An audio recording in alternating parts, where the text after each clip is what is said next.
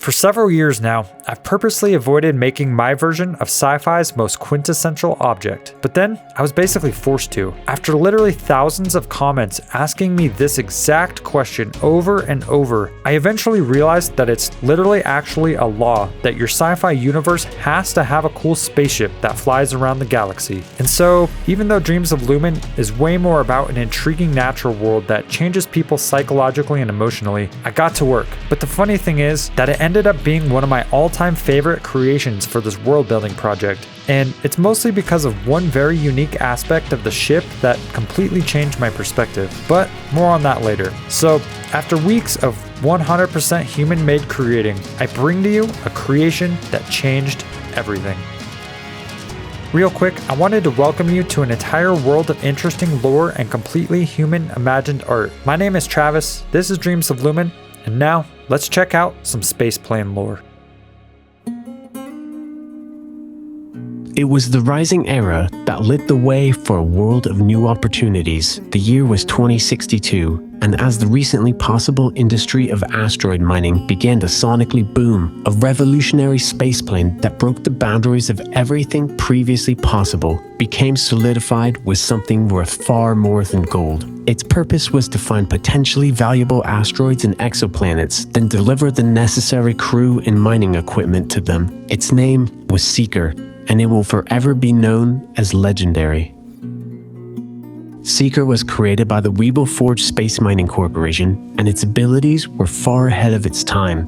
Able to hold and sustain a crew of over 500 for several decades, the spaceplane stretched 1,371 feet long, 1,571 feet wide, and 469 feet tall. On board was everything a person needed to work, live, and still enjoy life as they traveled tens of light years across the starway. The plane was made of several major sections: the leisure hall, operations, crew quarters, payload bays, greenhouse, and the escape corridors. But what made this spaceplane so ahead of its time was not just the new reaches that it allowed humanity to grasp for the very first time. It was the way it operated, a mode of operation that was only possible due to the recent confirmation of a long-held astrophysical theory called cosmic strings. By closely aligning Seeker's highly advanced array of superconducting enriched copper plates to the tiny infrared microcracks that spring throughout the universe like a giant network of superhighways,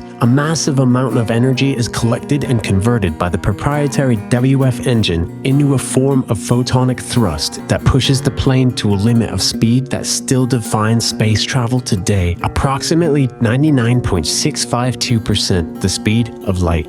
Doing this, however, creates an odd effect for the people on board the plane. By traveling so close to the speed of light, the travelers experience rather severe time dilation. For reference, when Seeker made the monumental flight that revealed planet Luminology's humanity for the first time, the travelers on board the plane experienced roughly 7 months, while people back on Earth experienced time as roughly 7 years. This, of course, creates a serious problem.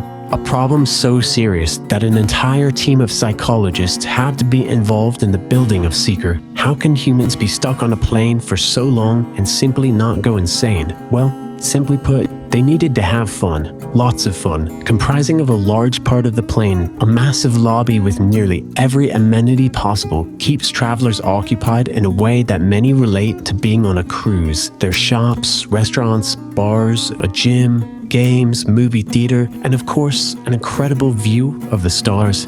Basically, everything a person needs to have fun. But one intriguing thing the original builders built, in addition to all of this, showed just how much they prioritized health as a part of someone's well-being. A greenhouse sitting above the lobby continually supplied the entire crew with fresh homegrown foods that were masterfully curated by top-notch chefs to ensure enjoyment and health. But what would happen in the event of an emergency?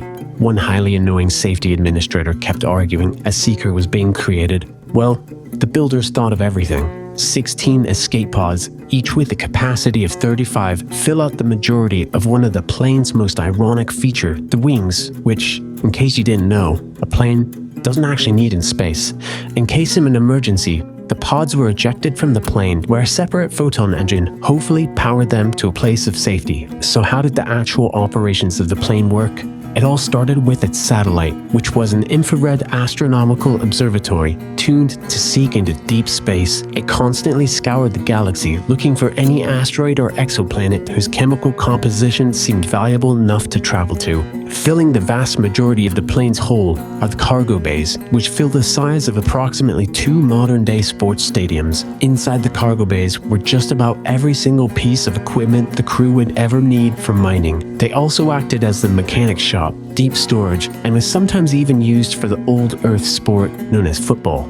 But once it was time for a piece of equipment to leave the spacebound plane, it was time for the use of another highly revolutionary piece of equipment that has perhaps become even more legendary than the plane itself, the UF-0. Presumably named in ode to what was eventually revealed to be an incredibly detailed government cover-up from 1947 Earth, the UF-0 is what transferred the crew and equipment from the spacebound Seeker down to the surface of the asteroid or planet being mined. Powered by a charge delivered from Seeker itself, the UF-0's photon drive engine was able to sustain speeds of around Mach 10 for a period of 100 hours, which provided ample time for the miners to conduct operations on whatever celestial body they inhabited. Although my favorite part of Seeker was the UF-0, you can't think of one without thinking of the other. Their contributions to space mining have been absolutely significant, and without them, human life on Lumin wouldn't exist. For this and many other reasons, Seeker and UF-0 have been forever solidified as legendary and will always have a place in the Museum of Luminology.